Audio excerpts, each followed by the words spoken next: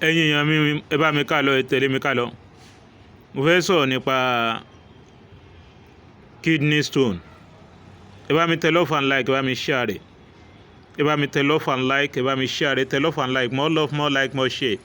Ẹ dẹ̀ bá mi subscribe sórí YouTube mi, Àṣírí Ọjọ́ Ìbí Solution TV. Àṣírí Ọjọ́ Ìbí Solution TV. Ẹ bá mi subscribe sórí YouTube mi. Ẹni tó bá ti ń subscribe sórí ẹ̀, iṣẹ́ yóò máa dáhùn fún. Àwọn èèyàn ń pè mí pọ̀, wọ́n mẹ́sẹ̀gì mi ní WhatsApp gidi gan.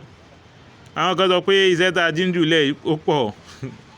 Àwọn kan ní àwọn ní di kidney stone, pé ẹni tó bá ní kidney stone, máa bẹ́ẹ̀ ju kíní ilé ìfẹ́ tó bá ní kidney problem, anything problem about kidney ló máa ń ṣiṣẹ́ fún. Ẹ rí i pé ẹni tó bá ló ní àìsàn kidney là ń pè ní kíndìnrín, tó bá ní àìsàn rẹ̀, owó tí wọ́n ń bílẹ̀ lọ́sípítà ó pọ̀ jù, ṣùgbọ́n tó bá jàǹfààní, tó bá lè share, tó bá jàǹfààní fẹ́lòmíì, yóò dáa púpọ̀ kí wọ́n náà gba ẹ̀mí ẹlòmíì là. Allah Akbar. Kó gba ẹlòmíì là lára rẹ̀, ó dáa púpọ̀. Bá mi tẹ love, bá mi tẹ like, bá mi share rẹ̀. Ẹ lọ bá mi wá ewé efinrin. Àkọ́kọ́ nu, ẹ bá mi wá ewé efinrin. Ẹlẹ́ẹ̀kejì, ẹ lọ bá mi wá ẹ̀fọ́ ìbòlò. Wọ́n ní kò sí bá a ṣe lè ṣe ẹ̀fọ́ ìbòlò tó tí ò ní rùngbẹ́. Ìgbẹ́ ni wọ́n ń pè ní igbó inú oko ni wọ́n ń pè ní ìgbẹ́, tí ò ní rùn igbó. Efinrin náà ẹ rí pé òun náà máa ń rùn ní. Méjèèjì ni ẹ bá mi ṣe. Ẹ bá mi wá ewé efinrin. Ẹ subscribe sórí YouTube mi, Àṣírí Ọjọ́ Ìbí Solution TV. Ewé efinrin tí a ti rí ewé efinrin, ẹja ẹ hàn bí ewédú.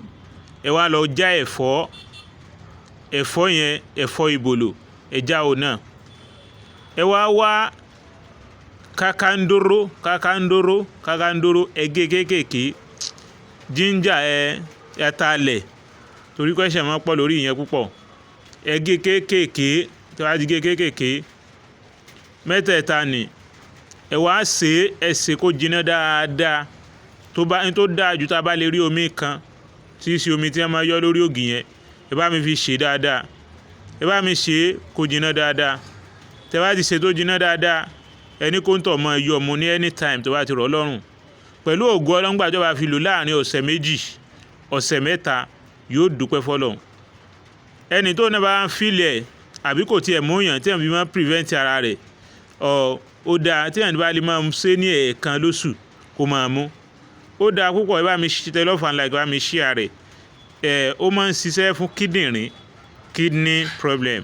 Ó máa ń ṣiṣẹ́ fún kidney problem. Ẹ bá mi tẹ love and like, bá mi share rẹ̀, bá mi subscribe sórí YouTube mi, Àṣírí Ọjọ́ Ìbí Solution TV. Ẹ jọ̀ọ́ bá mi tẹ love and like, ẹ jọ̀ọ́ bá mi subscribe sórí YouTube mi, Àṣírí Ọjọ́ Ìbí Solution TV. Yóò dáhùn fún wa. Tó bá ti ń share, tó bá ti ń tẹ love, tó bá ti ń subscribe, yóò ṣe máa dáhùn fún ẹ. Bá mi